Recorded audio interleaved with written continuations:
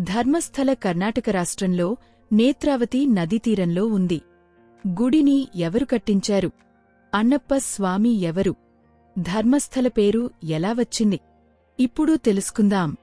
గుడి నిర్మాణం 13వ శతాబ్దంలో ప్రారంభమే 1200 CEలో పూర్తి అయినట్లు చరిత్రలో ఉంది. ఈ ఆలయాన్ని జైనబండ్ సామాజిక వర్గానికి చెందిన నాయకుడు బిర్మన్న పెర్గడే మరియు ఆయన భార్య అమ్ము బాల్లత్తి నిర్మించారు. వారు అప్పట్లో కుడుమ అనే గ్రామంలో నివసించేవారు. ఇది ఇప్పుడు ధర్మస్థలగా పిలుస్తున్నారు. ధర్మదేవతలు ధరస్థాపన కొరకు తగిన వారిని అన్వేషిస్తూ ఈ దంపతులు నివసిస్తున్న గృహానికి వచ్చారు. ఆ దంపతులు వారిని ఆహ్వానించి పూజించి గౌరవించారు. వారి పూజలకు ప్రసన్నులైన ఆ రోజు రాత్రి వారి కలలో కనిపించి, మీ ఇంటిని ధర్మ ఆరాధనకు అంకితమివ్వండి, మేము ఇక్కడ నిలయమవుతాము అని చెప్పారు. ఆ దంపతులు ఒక్క క్షణం కూడా ఆలోచించకుండా తమ నివాసాన్ని ధర్మదేవాలకు అంకితమిచ్చారు. వారికోసం ప్రత్యేక ఆలయాలను నిర్మించి గ్రామసేవలో తమ జీవితాలను అర్పించారు. ధర్మదేవతలు తిరిగి పర్గాడే కుటుంబానికి కలలో కనిపించి ధర్మదేవతలు కళారహు, కళార్కయి, కుమారస్వామి, కన్యాకుమారి అనే 4 దైవాలకు విడివిడిగా ఆలయాలు నిర్మించమని ఆదేశించారు. బ్రాహ్మణులు పూజలు నిర్వహించాలంటే శివలింగ ప్రతిష్ఠ అవసరమని సూచించారు.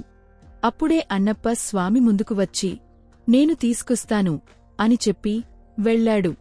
మరుసటి ఉదయం హెగడే కుటుంబ సభ్యులు నిద్రలేచినప్పుడు వారి ఇంటి బయట ఒక పవిత్రమైన శివలింగం ప్రత్యక్షమైంది. ఆ శివలింగం మంగళూరులోని కద్రి మంజునాథ ఆలయం నుండి వచ్చిందని తెలిసింది. ఆ తరువాత అన్నప్ప స్వామి ఎవరికి కనిపించలేదు. గ్రామ ప్రజలు ఆయనను గ్రామదేవంగా పూజించసాగారు. ఆయనను గ్రామరక్షకుడిగా భావిస్తూ పర్వతంపై ఆలయం నిర్మించారు. 16వ శతాబ్దంలో దేవరాజ హెగడే ఉడుపిలోని శ్రీవాదిరాజస్వామిని ధర్మస్థలకి ఆహ్వానించారు. శ్రీవాదిరాజస్వామి భిక్ష నిరాకరించారు. మంజునాథుని విగ్రహం వేదవిధితో ప్రతిష్ఠించకపోవడమే అందుకు కారణం. స్వయంగా శివలింగాన్ని పునఃప్రతిష్ఠ చేయించారు.